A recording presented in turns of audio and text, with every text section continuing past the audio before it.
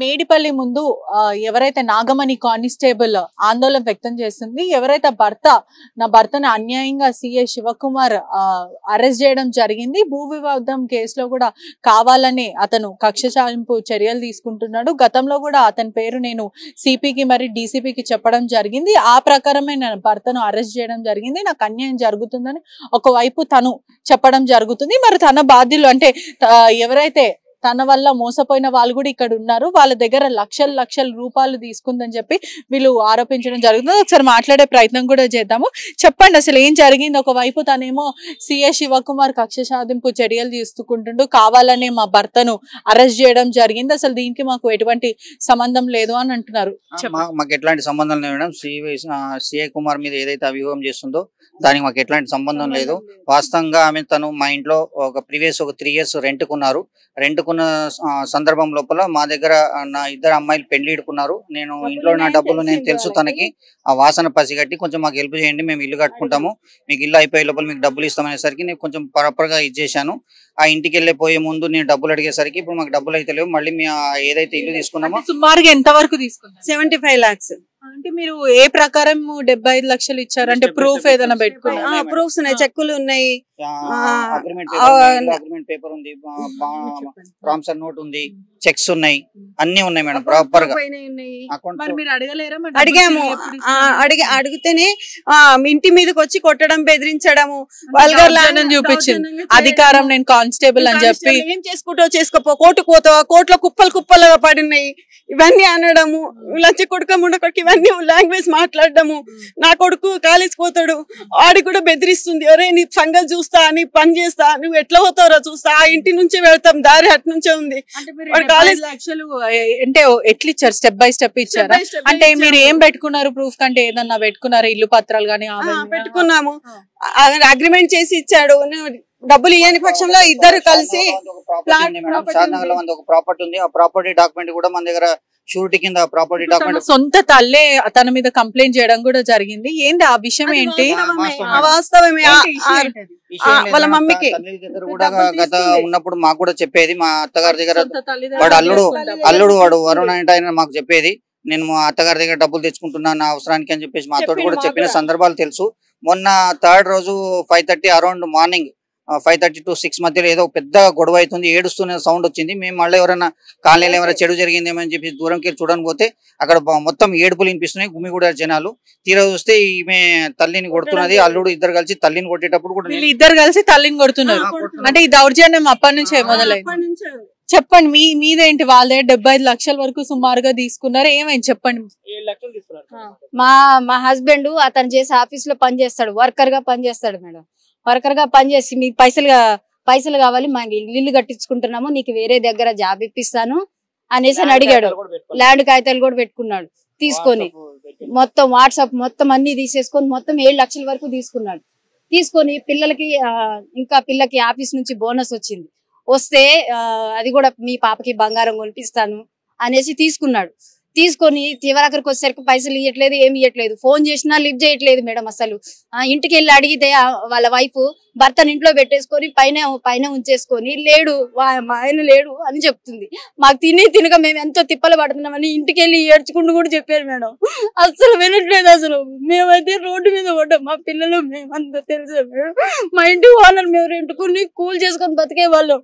మేము రెంటుకున్న మా ఓనర్ వాళ్ళే రైస్ ఇస్తే అవే తింటున్నాం మేము. 2 రోజులు అయితే మా పిల్లలు కూలీ డబ్బులు కూడా మీకు ఇవ్వాల్సి వచ్చింది.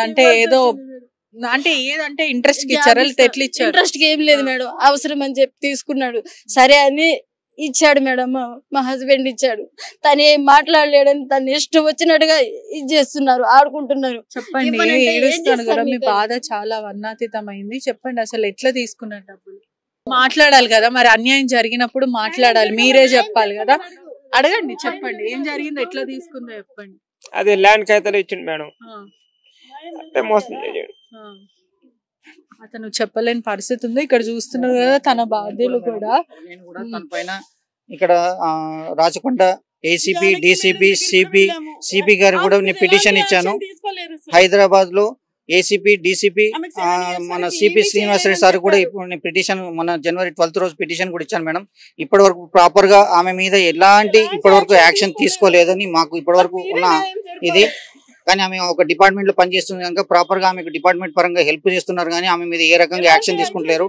దయచేసి మాకు న్యాయం చేయండి మీడియా పరంగా. చెప్పండి మీ పరిస్థితి. నా పేరు సతీష్ గౌడ్ మేడం. నాతో పాటు కంపెనీలో జాబ్ చేస్తుండే మేడం. నేను మిడిల్ క్లాస్, నాకు 2 పిల్లలు, నాకు భార్య. ఆమె ఇంట్లో పని చేసుకుంటుండే మేడం. మేము ఒక మిడిల్ క్లాస్, మాకు ఒక ల్యాండ్ కోసం మేము చూస్తున్నాము. సేవింగ్ చేసుకున్న డబ్బులు ఈ రోజు అతను తీసుకుంటూ ల్యాండ్ ఇప్పిస్తా అని చెప్పి అటు ల్యాండ్ ఇప్పియలేడు, ఇటు డబ్బులు ఇవ్వలేడు. తర్వాత మా ఏరియా, నేను ఉండేది నాంపల్లి సితరంబాగు, వాళ్ళు ఉండే మంగళాడు పిఎస్కేని ఎస్ఏని కానిస్టేబుల్ వాళ్ళని తీసుకొచ్చి నా ఇంటి మీదకి దౌర్జన్యంగా మీ దగ్గర డబ్బులు తీసుకొని మీకే దౌర్జన్యం కాదు, మా ఆయన ఎన్కౌంటర్ చేపిస్తాని కూడా అన్నది. అధికారం ఉందని చెప్పి భయపెట్టించారు. 2 months పంపించలే మేడం. నేను డబ్బులు లేక, డబ్బులు ఉన్నాయి. ఆమె ఏమన్నది, మీరు బయట కనబడుతున్నాను పైసలు అడిగితే అని కూడా బెదిరించింది. ఆమె మమ్మల్ని చాలా తిట్టింది. మీరు విలేజ్ అమ్మాయి, నువ్వేం మాట్లాడుతున్నావు, నువ్వు ఏమో గమలామేమంట కదా, నీకు తెలివి ఉందా, మాకు ఎట్లా ఇచ్చినావు, మీ ఆయనకు చాలా దూరం లేచి ఇచ్చిండు అని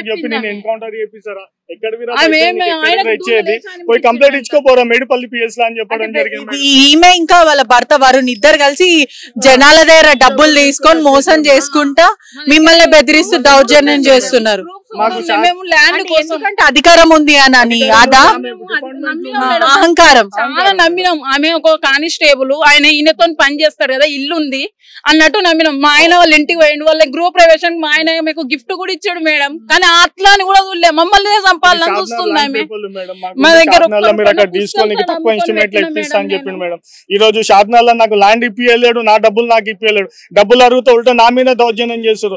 ల్యాండ్ ఇప్పిస్తా అని చెప్పి డబ్బులు తీసుకున్నాం. కమ్మలు, మంగళసూత్రాలు, పిల్లల బంగారం కాచి అమ్మిలే మేడం. నేను ఇప్పుడు ఎక్కడికైనా పోదామంటే రూపాయి లేదు మాకు. మా అమ్మలు కూడా చాలా దూరం పెట్టి మీరు మోసపోయిర్రు అని. వాళ్ళ అమ్మ వాళ్ళు రారు. మేము చాలా అనాథలం అయిపోయినాం మేడం. ప్లీజ్ దయచేసి మాకు న్యాయం చేయండి. ఎక్కడ మాత్రం చూడండి. మా పిల్లలు చిన్న స్కూల్ పోతలేరు, మా పిల్లలు పైసలు లేక. చూడండి మేడం ప్లీజ్, ఇది ఒక్కని మాత్రం చూడండి. మేము పైసలు ఇచ్చినాం, ఆమెకు అన్యాయంగా అడుగుతున్నాం. మా దగ్గర అన్ని ప్రూఫ్స్ ఉన్నాయి. మా డబ్బులు మాకు రిటర్న్ ఇప్పించండి sir please. Revanth Reddy sir, మీరు ఎక్కడ ఉన్నా మాకు న్యాయం చేయండి సార్. హోమ్ మంత్రి sir please sir, request sir. ఇక్కడ కొంతమంది ఉన్నారు కదా మేడం, నాతో పాటు పనిచేసే వ్యక్తి వరుణ్, అతను కన్స్ట్రక్షన్ స్టార్ట్ చేశాడు. అయితే నన్ను అడిగాడు, అనే మీకు పాప ఉంది కదా, మీకు నేను ఇంతకుముందు ల్యాండ్ కొన్నాను అక్కడ, మీకు అక్కడనే ఇప్పిస్తాను, నాకు కొంచెం హెల్ప్ చేయండి అంటే, సరే అన్న ఇప్పిస్తా అంటే, ఎంత ల్యాండ్ అకంటే నేను మాట్లాడతా, మా భార్య వాళ్ళ రిలేషన్స్ అక్కడనే ఉన్నారు, మా భార్య డిపార్ట్మెంట్లో ఉంది అంటే, సరే అని చెప్పి ఒక 4,50,000 అప్పు అంటే ఇచ్చినాము. ఇచ్చిన తర్వాత గృహప్రవేశం అయిపోయిన తర్వాత మేము మెల్లగా 1 month అమౌంట్ అడుగుతున్నాము.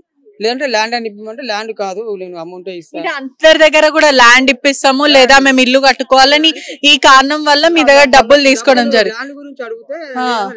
అదే ఇక్కడ ట్రాన్సాక్షన్స్ కూడా మనకు కనిపిస్తున్నాయి. వీళ్ళు చెక్కులు ఇవ్వడం బౌన్స్ అయినాయి. ఇవన్నీ అందరికి చెక్కులు ఇస్తే చెక్కులు బౌన్స్. మా పిల్లల ఫీజు కూడా కట్టట్లేదు మేడం. మేము ఇంకా సంవత్సరం అవుతుంది. వాళ్ళని ఎల్లగొడితే మేము ఏం చేయాలి చెప్పు? తినక చేయక బాధపడుతున్నాం. ఇంట్లో రోజు గొడవనే మాకు. దాని వల్ల సంతోషంగా ఉన్న ఫ్యామిలీలో ఒక గొడవ వచ్చింది మాకు. ఎంతవరకు ఇచ్చారు సుమారుగా? 4,50,000 అంటే ఇట్లా ఎంత మందికి మోసం చేసుకుంటా తిరిగిరు వీళ్ళు? అంటే ఒకరికి తెలియకుండా ఒకరికేమో ల్యాండ్ ఇప్పిస్తా అన్నాడు, ఇంకోళ్ళకి మేము ఇల్లు కట్టుకోవాలని చెప్పారు. ఇట్లానే మాయమాటలు చెప్పి మబ్బి పెట్టి, అంటే వీళ్ళ టార్గెట్ ఎవరు అంటే మిడిల్ క్లాస్ ఫ్యామిలీ వాళ్ళేనా? డబ్బుల గురించి వెళ్తే వాళ్ళ డిపార్ట్మెంట్ లో ఉంది ఆమె పోలీస్, నన్ను వాళ్ళు ఏం చేస్తారు, వాళ్ళు ఏం చేయలేరు మమ్మల్ని. మేము ఉన్నాము డిపార్ట్మెంట్. చేసుకో, మా భార్య డిపార్ట్మెంట్ లో ఉంది, నువ్వేం పీకలేవు నాకు అని చెప్పన్నాడు వరుణ్. అంటే కానిస్టేబుల్ యూనిఫామ్ ఉందని చెప్పి మీ ఇట్లా మిడిల్ క్లాస్ వాళ్ళని, ఏం లేని వాళ్ళని టార్గెట్ చేసి వాళ్ళ దగ్గర డబ్బులు గుంజుకొని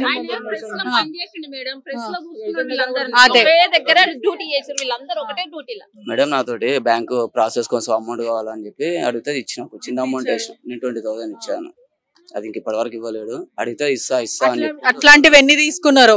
ఇప్పుడు వీళ్ళ దగ్గర లక్షల వరకే, 75 లక్షలు 5 లక్షల, మీకు మాత్రం 20,000 బ్యాంక్ ప్రాసెసింగ్ కోసం. మీ దగ్గర నా దగ్గర 30 తీసుకున్నాం.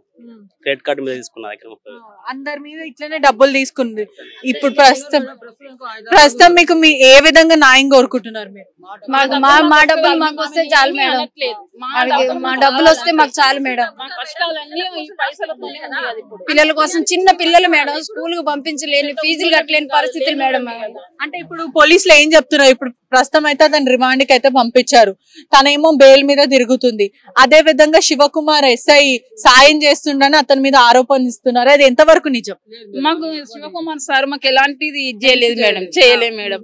మేము జానకి మేడం కలిసిన మేడం, డీసీపీ మేడం కలిసిన, నేను కలిసిన తర్వాత ఆరోపిస్తుంది కదా కానిస్టేబుల్, ఆ మేడమే ఫోన్ చేసి మేడిపల్లి పిఎస్ అని గోవర్ధన్ సార్ సిఎస్ సార్ తో మాట్లాడి ఈ కంప్లైంట్ తీసుకోండి, మీరు అతన్ని రిమాండ్ తీసుకోండి అని చెప్పింది. మేడం చెప్పిన తర్వాతనే మళ్ళీ నా ఇంటి మీదకి మంగళాడు పిఎస్ కానీ. ప్రస్తుతం ఇప్పుడు కానిస్టేబుల్ నాగమణి ఏమంటుందంటే సిఐ శివకుమార్ మీకు ఎస్ఐ మీకు సహాయపడుతుండు, అక్రమంగా అతని భార్యని మరి వరుణ్ని కావాలనే దీంట్లో ఇరికిచ్చే ప్రయత్నం చేస్తున్నారు అని చెప్తున్నారు.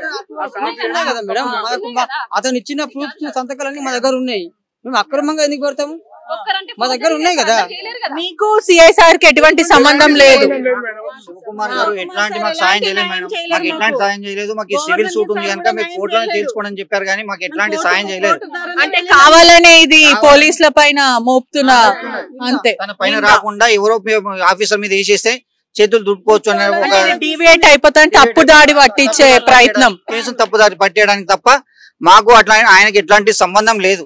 ఆయన వాస్తవానికి ఇది మా సివిల్ సంబంధించింది కనుక నేను పోలీస్ స్టేషన్ కూడా పోలేదు, నేను డైరెక్ట్ కోర్టుకి వెళ్ళాను. పోలీసులు ఏం చెప్తున్నారు? కోర్టు ఆయనని రిమాండ్ కి అయితే తరలించడం జరిగింది. అక్కడి వైపు నుంచి ఎటువంటి స్పందన వస్తుంది?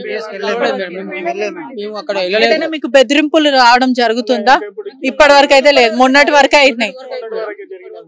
చూస్తున్నారు కదా, ఇక్కడ బాధ్యులు అందరూ రోధించడం జరుగుతుంది. ఎటువంటి పరిస్థితులైనా మా డబ్బులు మాకు తిరిగిస్తే చాలు, మా మీద చాలా సార్లు ఏదైతే అబ్యూజ్ చేయడం జరిగింది, దాని తర్వాత మా మీద దాడి చేసే ప్రయత్నం కూడా చేశారు. మమ్మల్ని మబ్బపెట్టి సుమారుగా లక్షల రూపాయలు తీసుకున్నారు.